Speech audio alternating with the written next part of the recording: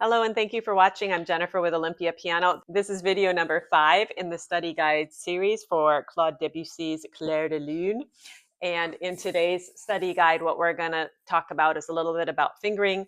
I am not going to do every single fingering for the piece. I'm rather just going to go through and tell you some things that you should think about when you are fingering the piece. And then we're just going to go through the terms so you know what all of the terms mean, such as andante, con sordina, that sort of thing, just straight through the piece. So we'll start at the beginning and I'll show you a couple fingering things on that first page, go through the terms on the first page, and we'll go from there. So the first thing we see is the tempo marking.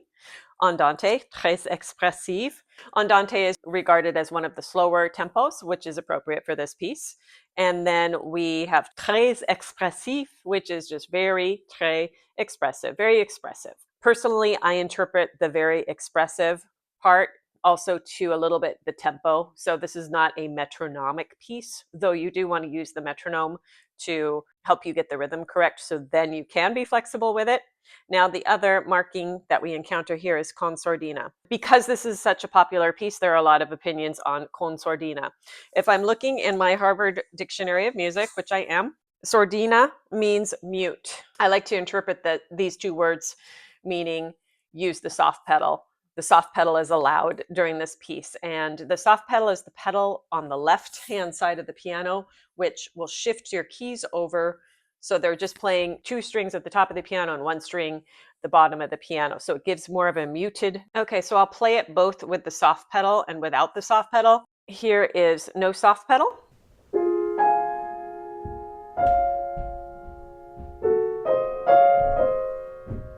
Now, if I put the soft pedal on, the soft pedal is my left pedal on a grand piano. It scoots the keyboard over.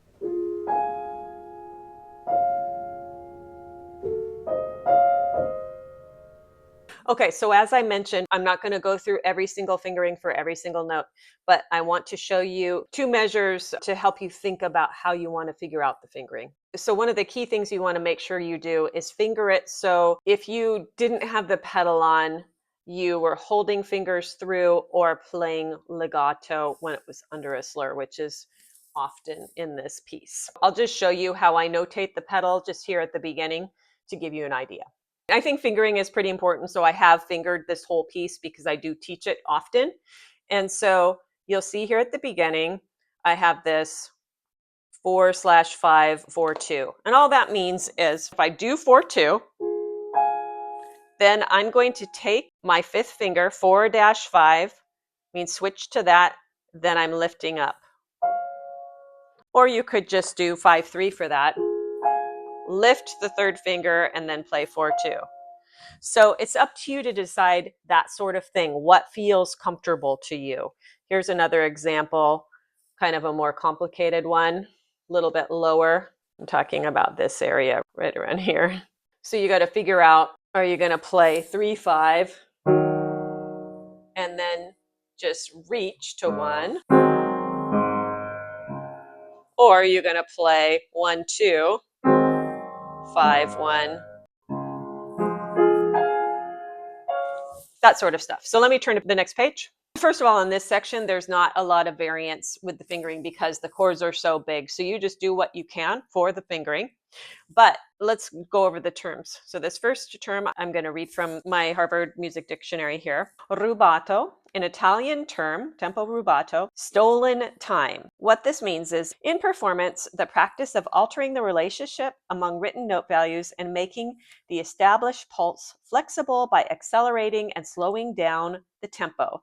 Such flexibility has long been an expressive device. So in short, I often call this kind of push and pull of the tempo. So once you have your rhythm locked in with tempo rubato, you can go faster and slower while still maintaining that rhythm. So I'm going to just play for you measures 15 and 16 with no rubato, and then I will play it with the rubato. Here is strict tempo first.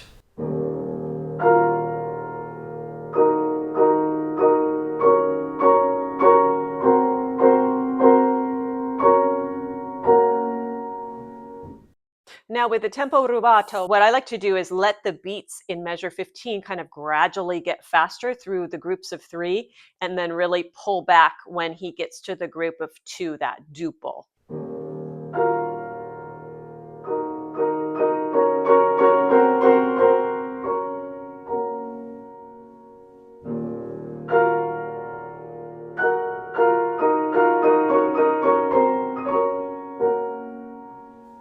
That pushing and pulling is what tempo rubato is. Okay, now we see some little words up here. Peu à peu cresce et anime. That means little by little. Cresce is short for crescendo, so getting louder. Et anime, that is going to be getting faster. So you're going to speed up to this tempo and go ahead and keep that crescendo going all the way until you see the next marking, which is dim, molto. So diminuendo, getting softer, molto a lot. So I'll just play a little bit from that section for you. I'm going to play right from where those instructions start, measure 19.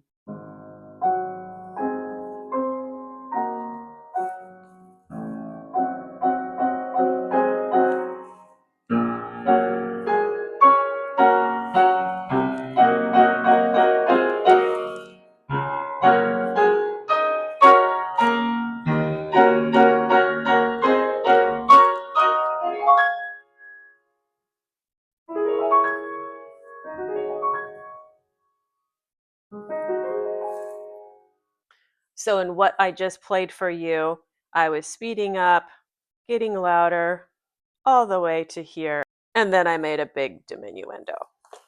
Okay, now we're to another fingering spot.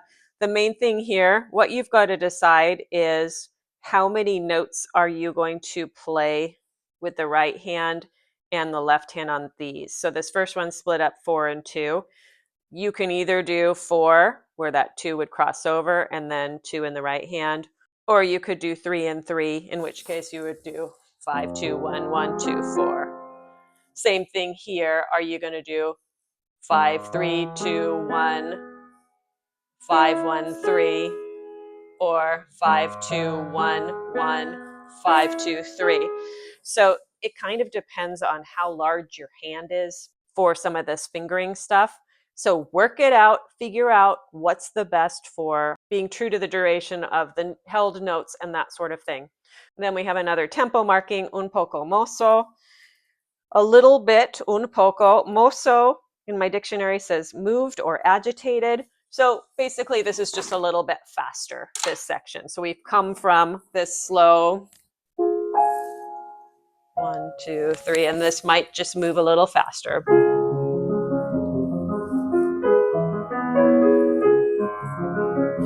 Honestly, it feels faster just because you have the 16th notes, but it's okay to push it a little bit faster. And the next part, I am going to share with you 2 fingerings that I use. They're really tricky. This is measures 29 and 30 for the left hand. Viewers, if you have some other options for these measures and fingering, please let me know what's worked for you. I'm just going to share 2 that generally work for my students and myself. Okay, so left hand, I'm just going to cross off this 4 because only if you had huge hands could you do that. So 5, 3, 2, 1, 4, 2, 1.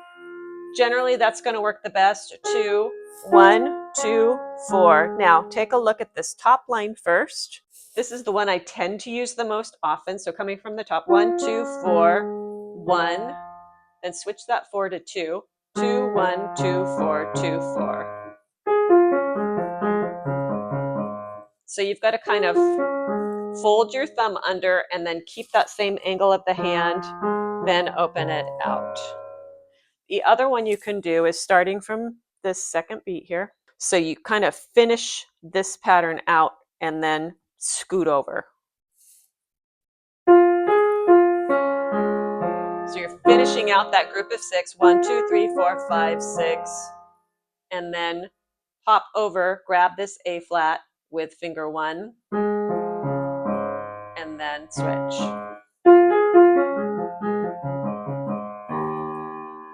So that works pretty well. It just depends on your comfort level, thumb on black keys. Next measure is pretty straightforward. You can either have 5, 4 or 5, 3 on the cross up. that is pretty large gap. So you could also use 3 on the first one, 4 on the second one, 3, 3, and then 4 on the last one because you're going to 5. A few more markings. Crescendo, getting louder, and then en animant is animated, so even faster than we were just going. And then più crescendo, più is more, so even more crescendo. So at this point, you are not going to be having your soft pedal on. Getting louder and louder. Fingering here, pretty straightforward, not lots of options. Again, paying attention to the holds. Okay, one little fingering thing here. Try these out, and viewers, if you have another option for this, please send it to me or put it in the comments. So let's take a look at both of those. Going up, you'll have 5, 2, 1, 4, 3, 2, 1, 2, 1. Now, do you want to fold under 1, 2, 1, 2, 3,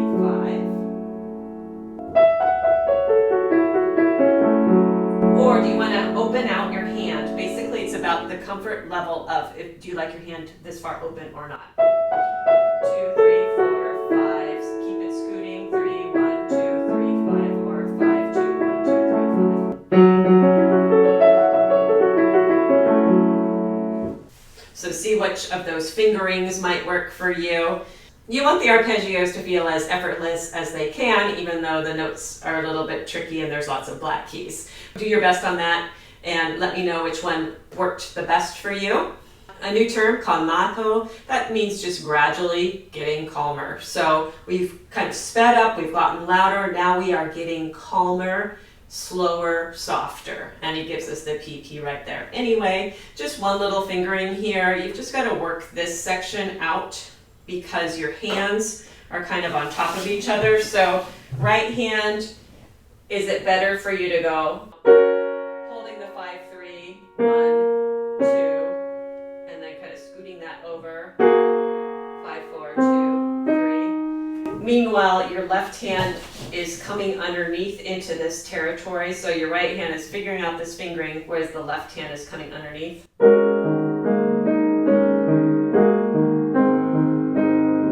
So that takes some working out. Okay, markings.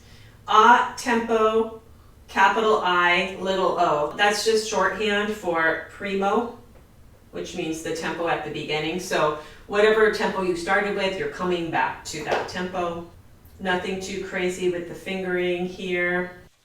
Not truly a fingering thing here at the end, but you have to work out your motions because your left hand's coming over. So right hand, I like to do 3, 2, 5, 5, 2, 3, 2, 1, 3, 5, instead of 4, 5. 3 is a little stronger. It gets you moving in that direction.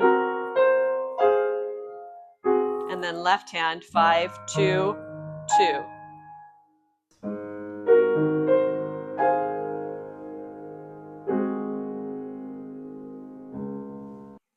Okay, then we've got morendo jusqu'à la fin. Morendo is dying out, so I interpret that as softer and slower. Jusqu'à is until, la fin is the end. So from this moment right here, we're just going to keep getting slower and slower and softer all the way to the end. So it's kind of like a giant retard. All right, so that is the end of study guide number 5, where we went over some fingering techniques and then all of the terms that are written in the music. I hope that you found it helpful. If you have some helpful fingerings, even if I didn't mention them, please put the measure number and the fingering that worked for you really well in the comments, and we can help each other. So please make sure to subscribe. 1 or 2 more study guides in this series. You can also share. You can also mention my channel. You can also donate to the channel if this really helped you out. And I will look for you in the next video. Please make sure to let me know where you're from in the comments. And as always, thank you for watching.